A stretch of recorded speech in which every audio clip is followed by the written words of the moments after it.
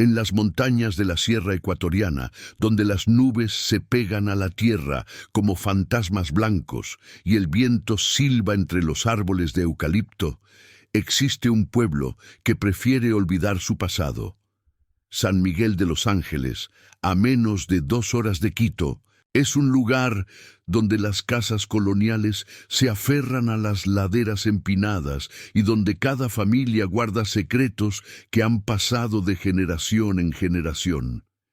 Pero hay una historia que ningún habitante se atreve a contar con la luz del día, una que solo susurran en las noches oscuras cuando el alcohol afloja las lenguas.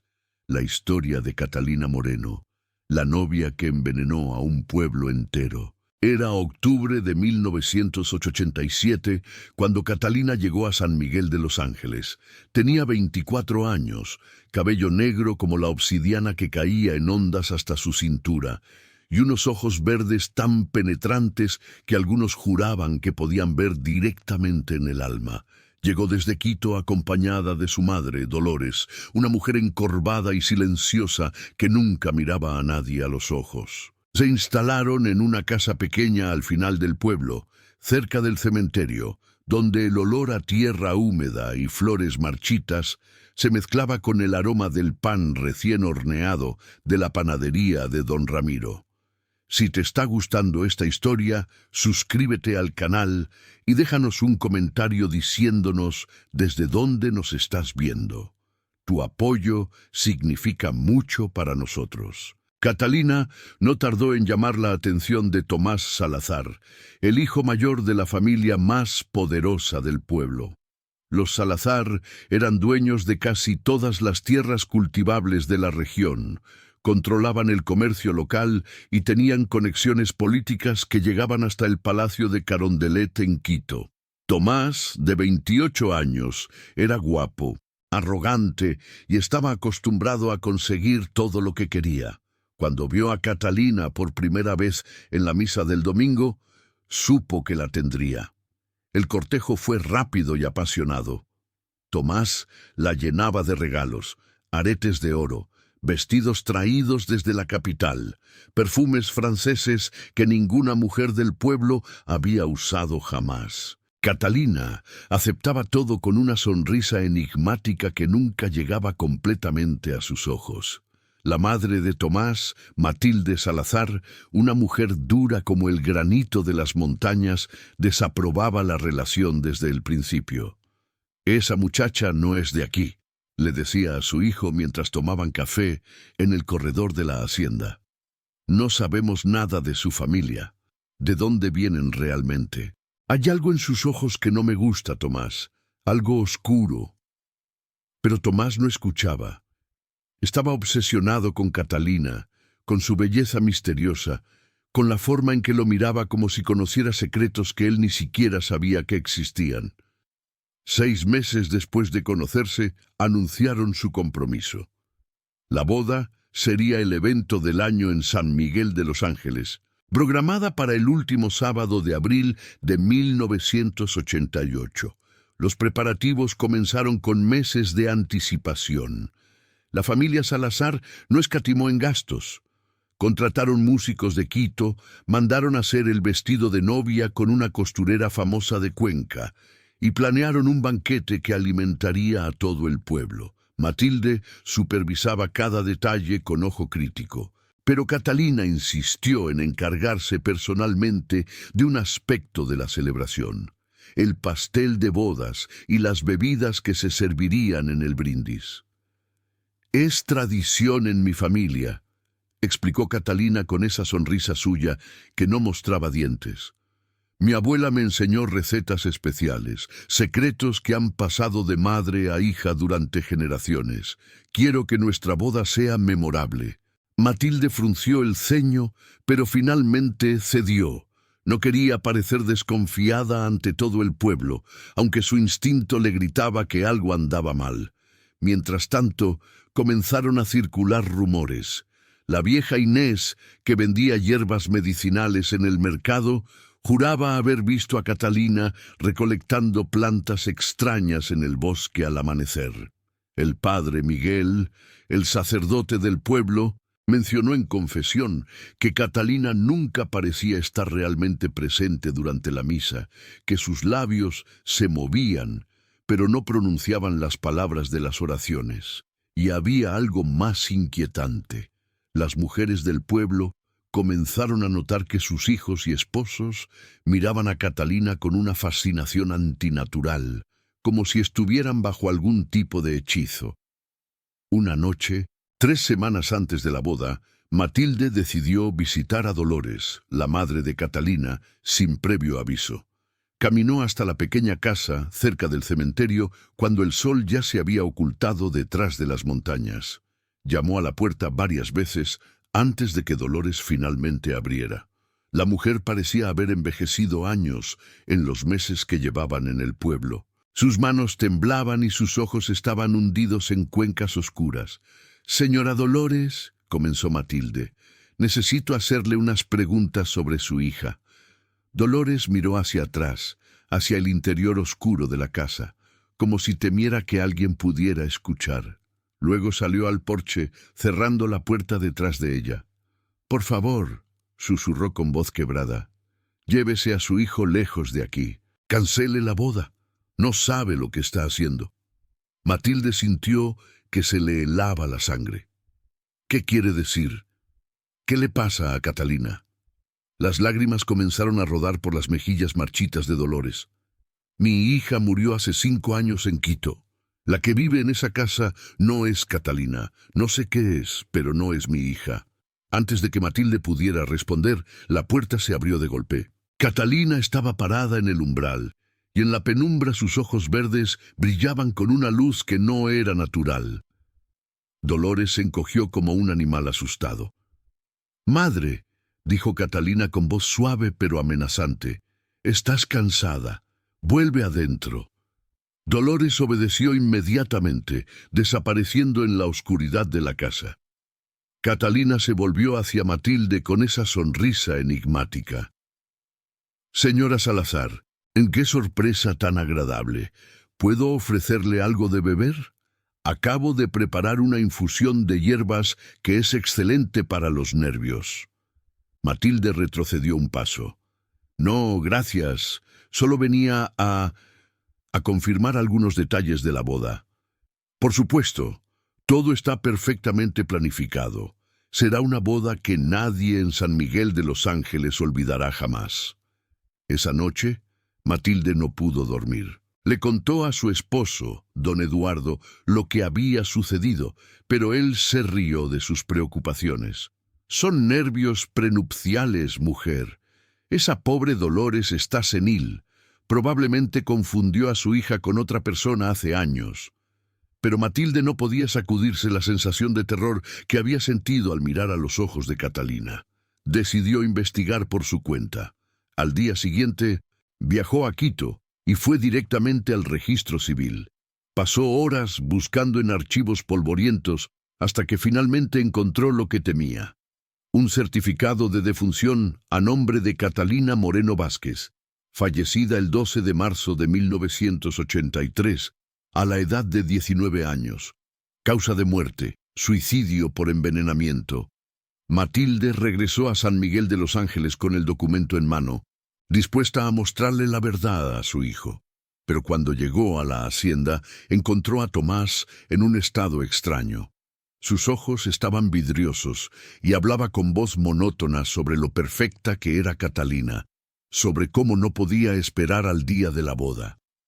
Matilde intentó mostrarle el certificado de defunción, pero Tomás se negó a mirarlo.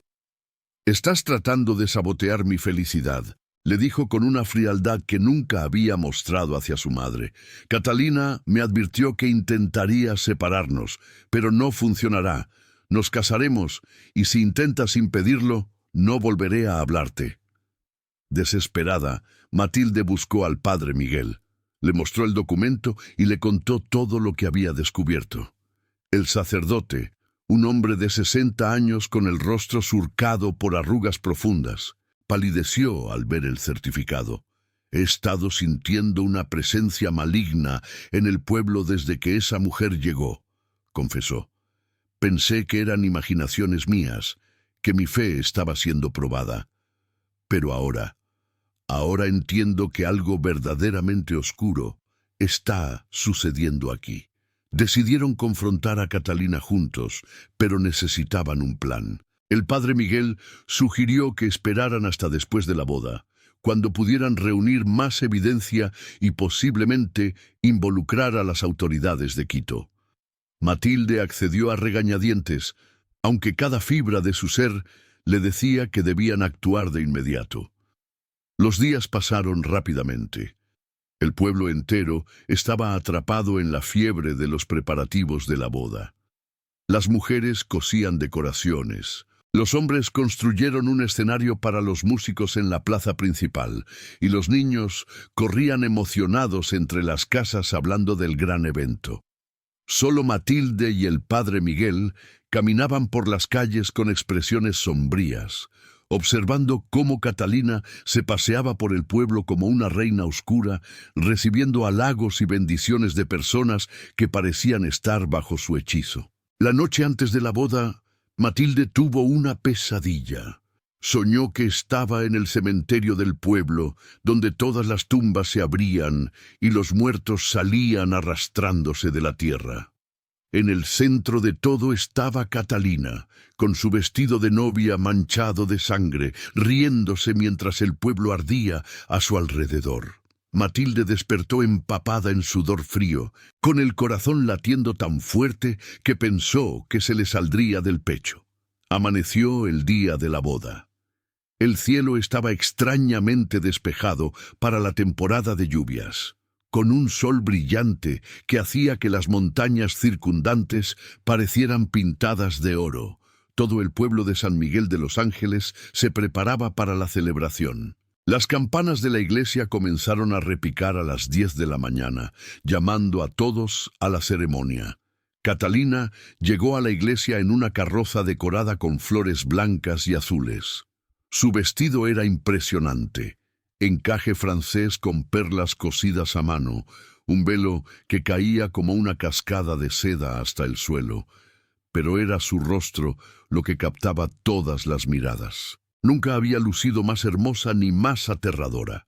Su piel parecía brillar con una luz interior, y sus ojos verdes tenían una intensidad hipnótica que hacía que todos los que la miraban sintieran un escalofrío recorrer su columna.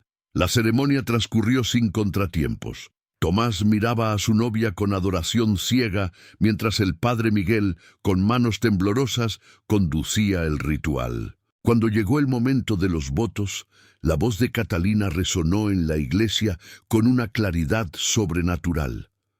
«Prometo amarte y honrarte», dijo, pero había algo en la forma en que pronunció las palabras que hizo que varios invitados se estremecieran sin saber por qué, hasta que la muerte nos separe, y más allá. Matilde, sentada en el primer banco, agarraba su rosario con tanta fuerza que las cuentas se le clavaban en la palma de la mano. Miró al padre Miguel, quien evitaba su mirada, concentrado en terminar la ceremonia lo más rápido posible. Finalmente, los declararon marido y mujer. Cuando Tomás besó a Catalina, varios invitados juraron después que vieron una sombra oscura cruzar sobre la pareja, como si una nube hubiera tapado el sol por un instante, aunque el cielo seguía completamente despejado. La celebración se trasladó a la plaza principal del pueblo, donde se habían instalado largas mesas cubiertas con manteles blancos. El aroma de la comida llenaba el aire, hornado de cerdo, locro de papa, empanadas de viento y platos tras platos de delicias ecuatorianas. Pero lo que más llamaba la atención era la mesa principal, donde se exhibía un pastel de bodas de 5 pisos, decorado con flores de azúcar y rodeado de copas de cristal llenas de un líquido rosado brillante. «Es una receta especial», explicaba Catalina a todos los que preguntaban sobre la bebida. «Un ponche de frutas de la sierra con hierbas aromáticas. Mi abuela lo preparaba para todas las celebraciones importantes en mi familia. La fiesta comenzó con música y baile. Los habitantes de San Miguel de los Ángeles se entregaron a la celebración con un abandono inusual, como si algo los impulsara a disfrutar cada momento con una intensidad desesperada. El sol comenzó a ponerse detrás de las montañas, tiñendo el cielo de naranjas y rojos brillantes que parecían fuego líquido. Llegó el momento del brindis. Catalina, radiante en su vestido de novia, se puso de pie junto a Tomás. Su voz clara cortó el ruido de la fiesta cuando pidió silencio. «Queridos amigos y familia», comenzó con esa sonrisa que nunca llegaba a sus ojos. «Quiero agradecerles por compartir este día tan especial con nosotros. San Miguel de los Ángeles me ha recibido con los brazos abiertos, y ustedes me han hecho sentir como si siempre hubiera pertenecido aquí». Hizo una pausa, y algo en su expresión cambió. Por un instante, la máscara de dulzura se resquebrajó, y lo que apareció debajo fue algo frío y lleno de odio.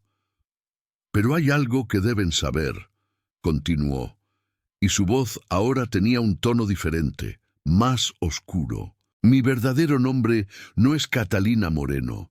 Soy Magdalena Vázquez, hermana de la verdadera Catalina. Hace 5 años, mi hermana vino a este pueblo buscando trabajo como empleada doméstica. Era joven, inocente, llena de esperanzas y sueños. Los Salazar la contrataron». Un murmullo de confusión recorrió la multitud. Tomás miró a su nueva esposa con el ceño fruncido, sin entender qué estaba sucediendo. Matilde se puso de pie, el terror inundando cada célula de su cuerpo. «Durante meses», continuó Magdalena, su voz cada vez más fuerte, «mi hermana trabajó en la hacienda Salazar.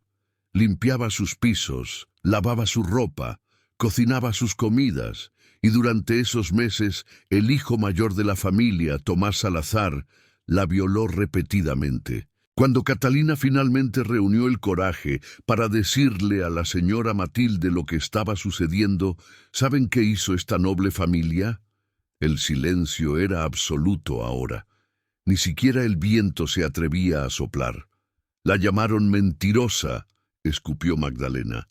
La acusaron de tratar de seducir al hijo de la familia para sacarles dinero. Don Eduardo mismo la arrastró fuera de la hacienda y la expulsó del pueblo, amenazándola con arruinar su reputación si alguna vez hablaba de lo sucedido.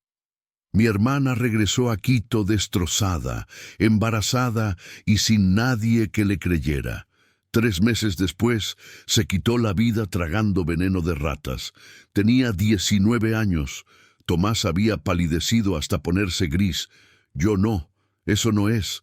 ¿No es verdad?, interrumpió Magdalena.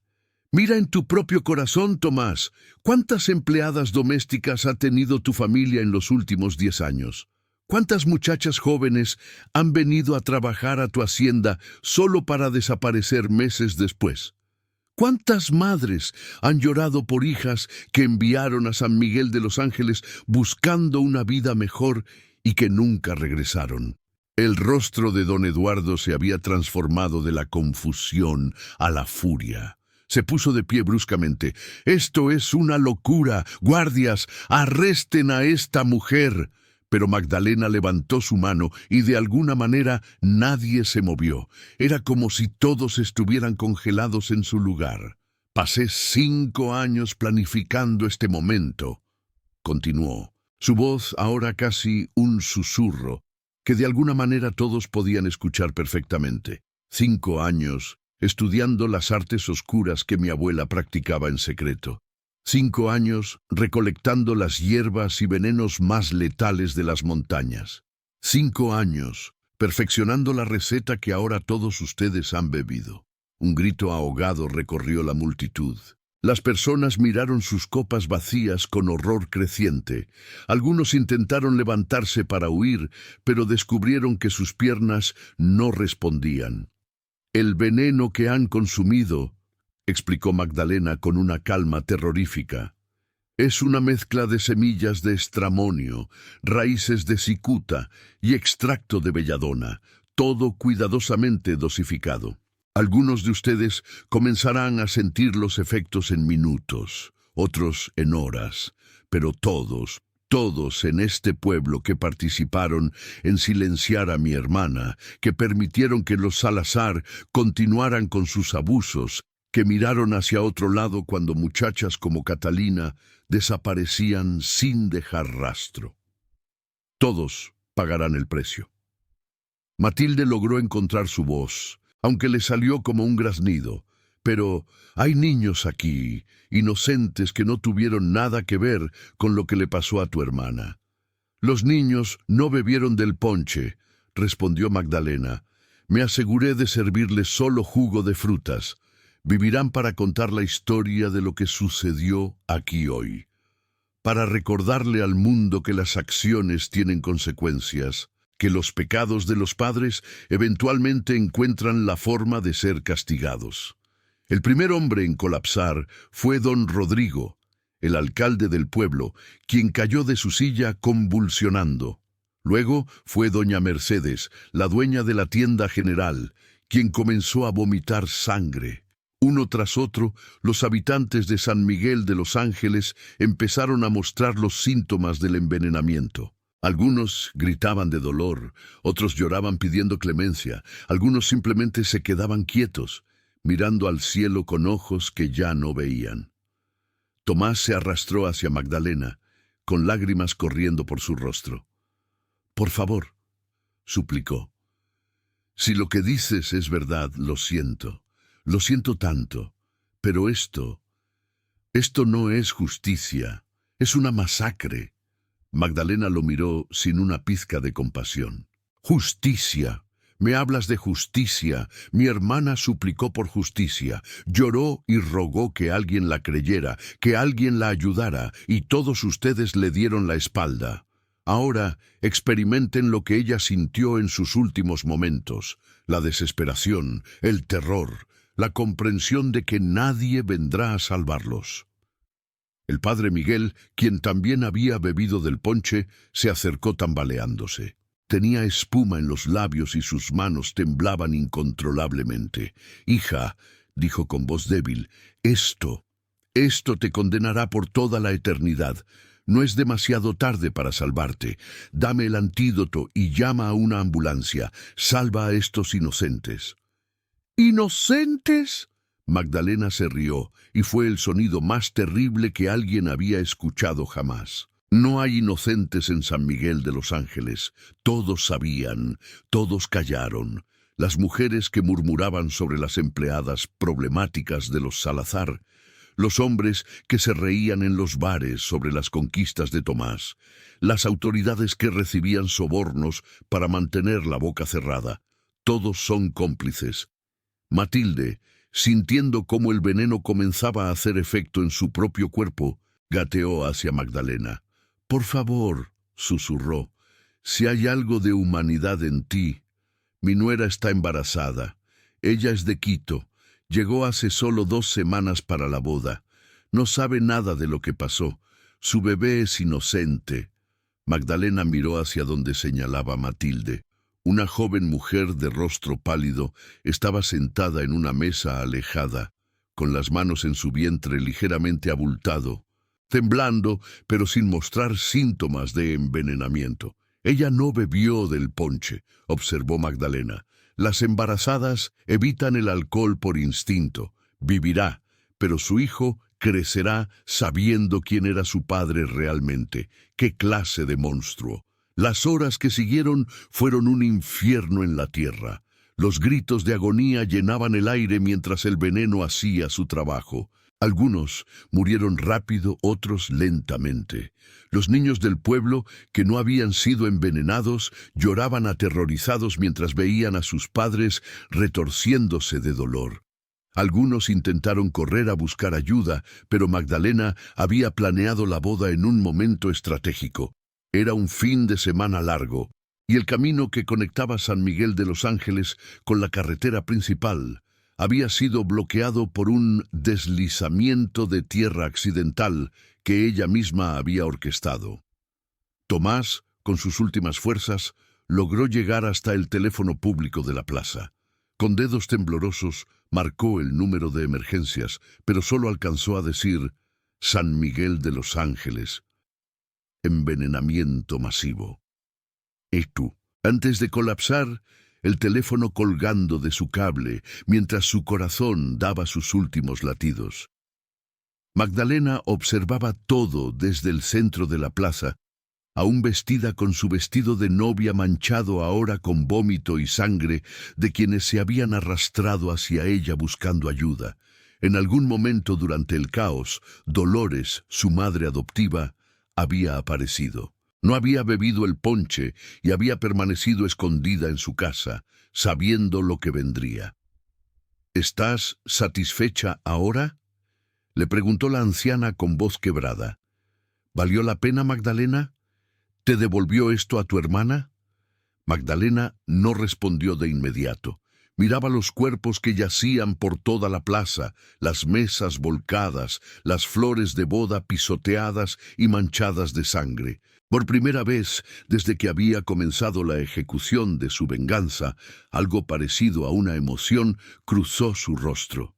No, admitió finalmente. No me la devolvió. Nada podrá hacerlo. Pero al menos ahora el mundo sabrá lo que le hicieron. Al menos ahora su muerte no será olvidada. Las autoridades llegaron al amanecer siguiente. Un convoy de ambulancias, policías y soldados subió por el camino montañoso hasta San Miguel de los Ángeles. Lo que encontraron los dejó traumatizados por el resto de sus vidas. 143 personas muertas, la mayoría en la plaza principal, otras en sus casas donde habían intentado llegar buscando ayuda. Solo sobrevivieron 32 personas, principalmente niños y algunos adultos, que por diversas razones no habían bebido del ponche envenenado. Magdalena no intentó huir. Estaba sentada en los escalones de la iglesia, todavía con su vestido de novia, esperando. Cuando los policías fueron a arrestarla, ella sonrió. «Búsquenla en el cementerio», les dijo. «Tumba número 212. Ahí está enterrada mi hermana, Catalina Moreno. Léanle su lápida. Luego busquen en los registros de los Salazar. Encontrarán los nombres de otras 7 muchachas que trabajaron para ellos en los últimos 10 años y que desaparecieron sin explicación. Busquen en las montañas detrás de la hacienda. Caben profundo».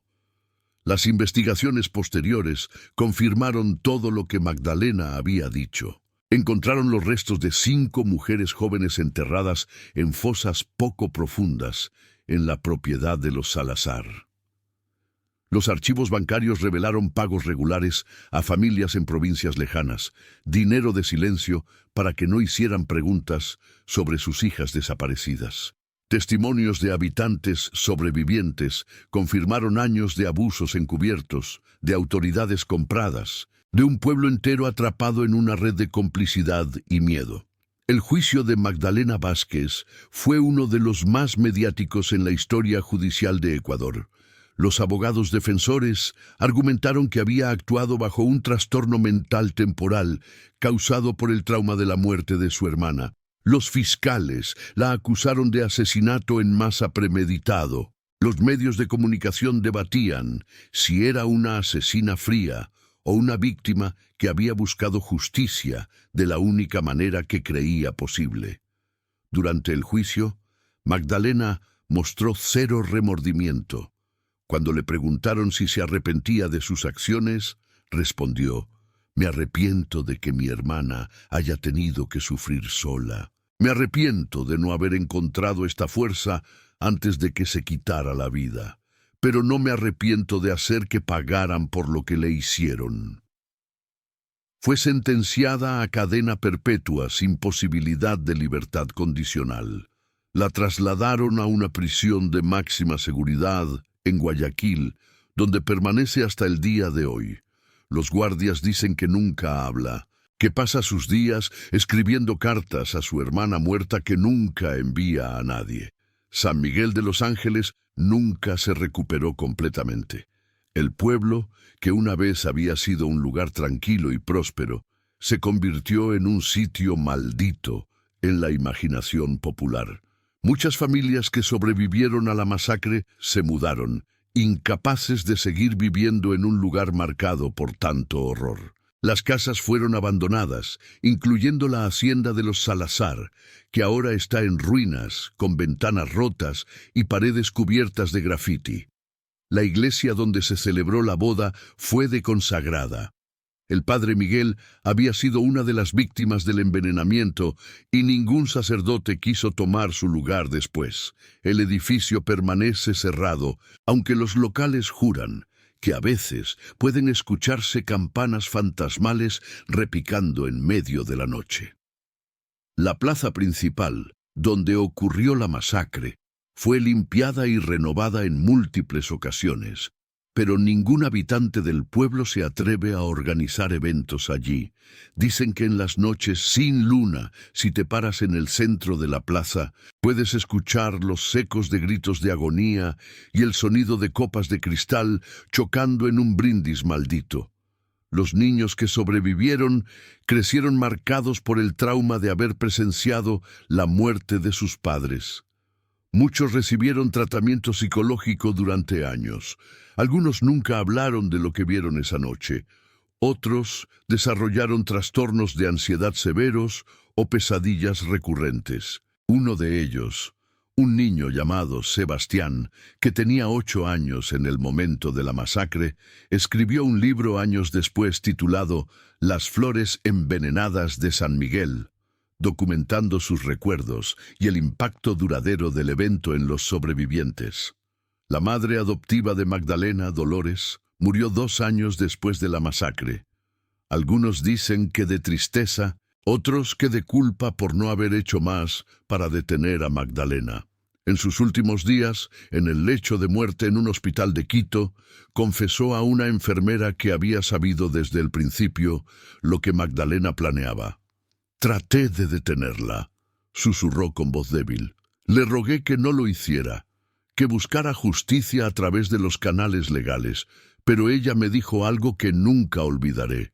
Los canales legales son para los ricos y poderosos.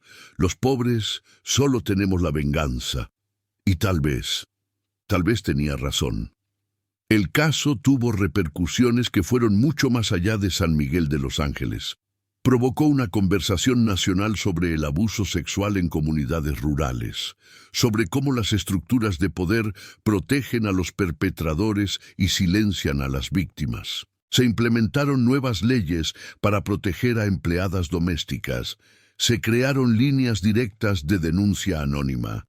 Se establecieron refugios para mujeres que huían de situaciones abusivas. Pero para muchos, las reformas llegaron demasiado tarde. Las familias de las otras víctimas encontradas enterradas en la propiedad Salazar nunca obtuvieron justicia real. Los cómplices vivos que habían ayudado a encubrir los crímenes murieron envenenados antes de poder ser juzgados. Las preguntas sobre cuántas otras muchachas pudieron haber desaparecido, cuántos otros pueblos podían estar guardando secretos similares, permanecieron sin respuesta. Hay quienes argumentan que Magdalena es una heroína oscura, una mujer que hizo lo que el sistema de justicia no pudo o no quiso hacer. Hay quienes la ven como una asesina en masa que destruyó familias inocentes. La verdad, como suele suceder, probablemente esté en algún lugar entre estos dos extremos. Lo que nadie puede negar es el impacto duradero de sus acciones. En toda América Latina, el caso de la novia envenenadora de Quito se convirtió en una especie de leyenda urbana con bases reales.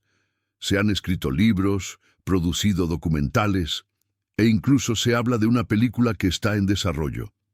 En la prisión, Magdalena recibe cartas regularmente. Algunas son de personas que la maldicen, que la culpan por la destrucción de sus familias. Otras son de mujeres que han sido víctimas de abuso sexual, que le escriben agradeciéndole por dar voz a su dolor, por hacer que el mundo prestara atención, aunque fuera a través de un acto horrible. Ella nunca responde ninguna carta. Se dice que las guarda todas en cajas debajo de su cama, organizadas cronológicamente. Los psicólogos de la prisión han intentado durante años hacerla hablar sobre sus motivaciones, sobre si siente algún tipo de remordimiento. Ella se sienta en silencio durante las sesiones, mirando por la ventana hacia las montañas distantes, como si pudiera ver más allá de los muros de la prisión, hacia algo que solo ella conoce. Uno de los pocos momentos en que Magdalena habló extensamente fue durante una entrevista con un periodista de investigación 5 años después de la masacre. Le preguntaron qué les diría a las familias de las víctimas inocentes que murieron esa noche. «No hubo víctimas inocentes», respondió con esa voz fría que caracteriza todas sus apariciones públicas. «Hubo testigos silenciosos, cómplices pasivos, personas que eligieron su comodidad sobre la justicia. La inocencia requiere acción cuando eres testigo del mal. El silencio es complicidad. ¿Y los hijos de esas personas? ¿Los niños que crecieron sin padres debido a tus acciones?» Por primera vez, algo parecido a la emoción cruzó el rostro de Magdalena. Esos niños crecerán sabiendo que las acciones tienen consecuencias. Crecerán en un mundo que habla sobre el abuso sexual, que toma en serio las denuncias de las víctimas. Tal vez algunos de ellos crezcan para ser mejores que sus padres, para ser las personas que actúan cuando ven injusticia, en lugar de mirar hacia otro lado. La tumba de Catalina Moreno en el cementerio de San Miguel de Los Ángeles se ha convertido en una especie de santuario no oficial. Personas de todo Ecuador vienen a dejarle flores, cartas, pequeños recuerdos. La lápida simple, que originalmente solo decía su nombre y las fechas de nacimiento y muerte, ahora está rodeada de mensajes escritos en piedras, madera y papel laminado. «No te olvidamos», dicen algunos. «Tu hermana te vengó», dicen otros. «Descansa en paz, tu dolor terminó», dice uno particularmente conmovedor, escrito en letra infantil. La casa donde vivieron Magdalena y Dolores sigue en pie, aunque nadie vive allí ahora. Los locales evitan pasar cerca de ella, especialmente al anochecer. Cuentan que a veces se puede ver una luz en la ventana, aunque no hay electricidad conectada. Otros juran haber escuchado el sonido de alguien llorando, un llanto que viene de muy profundo, de un lugar de dolor tan intenso que trasciende la muerte misma. En la hacienda abandonada de los Salazar, la naturaleza ha comenzado a reclamar lo que alguna vez fue símbolo de poder y riqueza. Las enredaderas trepan por las paredes, las raíces de los árboles rompen los cimientos, y los animales salvajes han hecho sus nidos en las habitaciones que una vez albergaron a una de las familias más prominentes de la región. Pero hay un lugar en la propiedad que nadie, ni siquiera los animales, se acercan: el sitio donde fueron encontrados los restos de las 5 mujeres jóvenes asesinadas. Las autoridades instalaron marcadores simples después de que los cuerpos fueron exhumados y entregados a sus familias para un entierro apropiado. Esos marcadores permanecen y, extrañamente, nada crece en ese suelo, ni siquiera hierbas. Es como si la tierra misma rechazara nutrir vida en un lugar tan manchado de muerte y sufrimiento.